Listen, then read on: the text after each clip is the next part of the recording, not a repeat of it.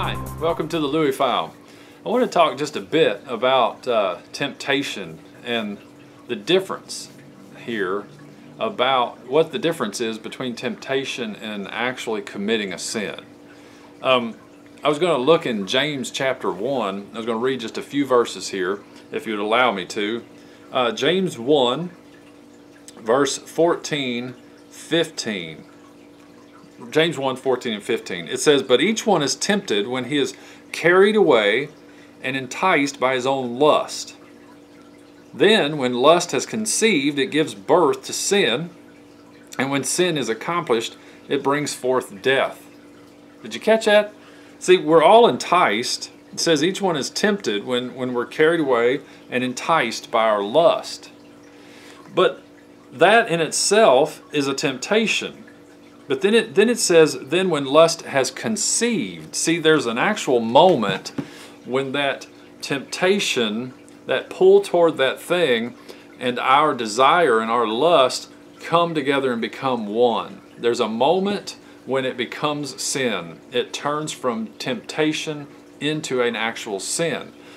So what I believe happens is a lot of Christians are being drawn towards something that is inappropriate, and they think that's sin. They think just because they're thinking about, they have a thought of cheating on their spouse, they have a thought of stealing, they have a thought of punching somebody in the nose.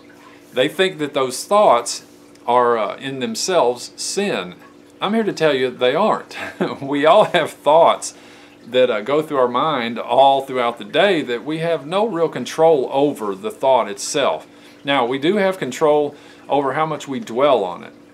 We can't let it get lodged in there. You know, and the Apostle Paul told us that we take every thought captive and we lead it to obedience to Christ. So we always have the ability to dwell a little too long on the temptation, which will in fact many times lead to sin. And I think the reason a lot of people believe that as a Christian they sin all the time is because one reason is Jesus said this. He said, "You have heard that it was said, do not commit adultery," right? That's one of the 10 commandments. He says, "But I say to you, do not even look at a woman with lust for her in your heart, or you have committed adultery with her already." So a lot of people just automatically think that Jesus is saying that you can't even look at a woman at all. If you find a woman attractive, then you've committed adultery with her.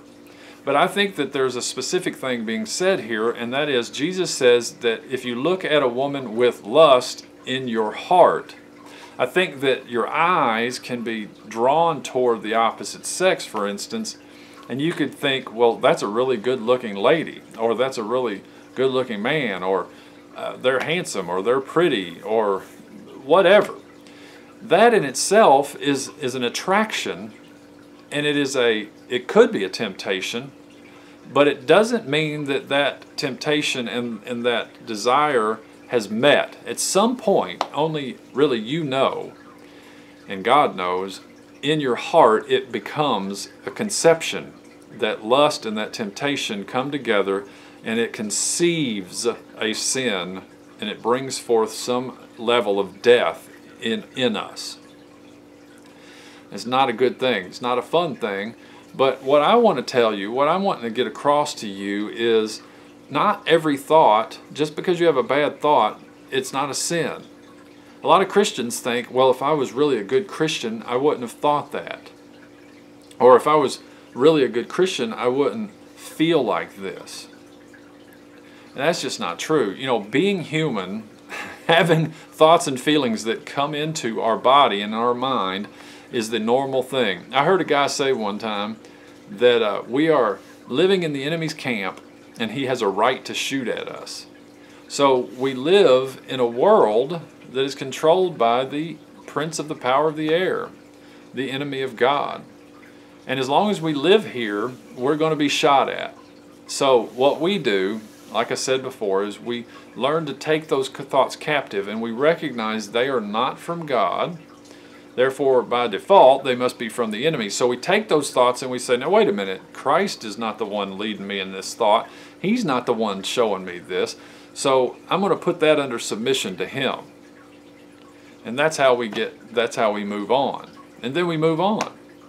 So there you have it. I hope this helps you.